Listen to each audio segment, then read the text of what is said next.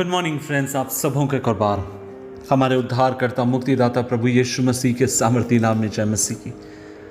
अजीज़ों, आज के मनन का भाग हमने लिया है उत्पत्ति की किताब अध्याय 5 और उसकी 24वीं आयत पर लिखा है, हनोक परमेश्वर के साथ साथ चलता था, फिर वह लोप हो गया क्योंकि परमेश्वर ने उसे उठा लिया।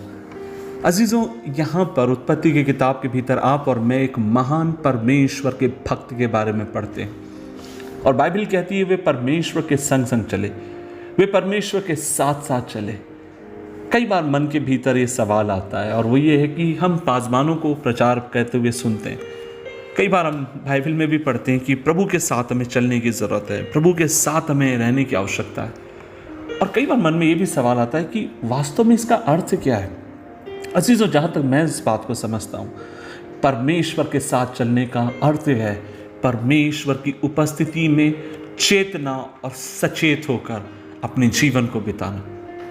हमारे सामने लगातार यह विचार रखना, परमेश्वर मेरे बगल में है, मैं हर समय उससे बात कर सकता हूँ, अपनी परिस्थिति उसके साथ बांट सकता हूँ, वो मुझसे बात कर सकता है, मैं उसकी सुन सकता हूँ, वह मेरी सुन सकता है। अजीज़ों, मैं आपसे कहना चाहता हूं, अगर एक शब्द में आप मुझसे कहेंगे तो मैं कहूंगा कि सचेत होकर परमेश्वर के साथ जीवन बिताना। बाइबल कहती है कि हनोक ईश्वर के साथ साधारण समय में नहीं चला, वो समय बहुत कठिन समय थे।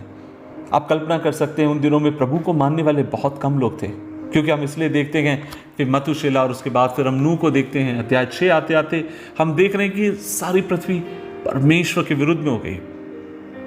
लेकिन ऐसी परिस्थिति में एक व्यक्ति प्रभु के साथ बना रहता है, ऐसी परिस्थिति में एक व्यक्ति अपनी लौ को परमेश्वर के साथ लगा के रखता है। अगर उस समय संभव था तो मैं सोचता हूं यह आज भी संभव है। इसलिए हमें चाहिए हमारे जीवन के हर दिन परमेश्वर के निकट संगति और उसके साथ बिताए गए पलों के साथ आप और मैं बिताने वाले हों। अजीज़ों, मैं एक बात आपसे ये भी कहूँ, जैसे हम अपने संसारिक मित्र से बात करते हैं, हाँ, किसी संसारिक मित्र से जैसे आप और मैं बात करते हैं, ठीक उसी प्रकार आप और मैं परमेश्वर के साथ भी अपनी बातों को कर सकते हैं, प्रभु के साथ अपनी बातों को रख सकते हैं। वो विश्वास योग्य है, वो आपको देख रहा है, वो आपको सुन रहा है, वो आपके साथ चल रहा है।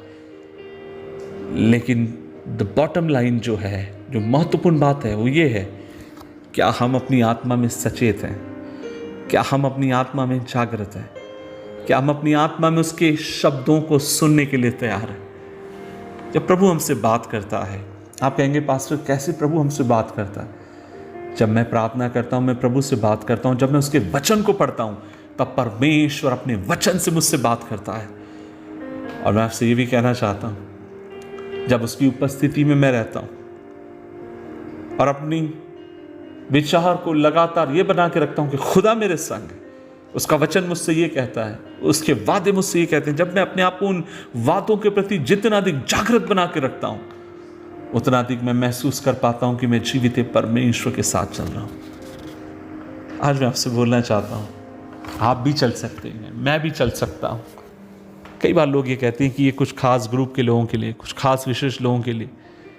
नहीं मेरे भाई, नहीं मेरी बहन, बाप का प्यार, पिता का प्यार हर एक के लिए। और वो चाहता है कि आपके मेरे साथ समय बिताए, आपके मेरे साथ कदम दर कदम वो आगे की तरफ बढ़े। खुदा हमारी सहायता करे। आइए मिलकर दुआ करें। प्रभु जी, हम धन्यवाद देते हैं इस दिन के लिए और हम मिलकर दुआ करते हैं कि हमें अनुग्रह दें।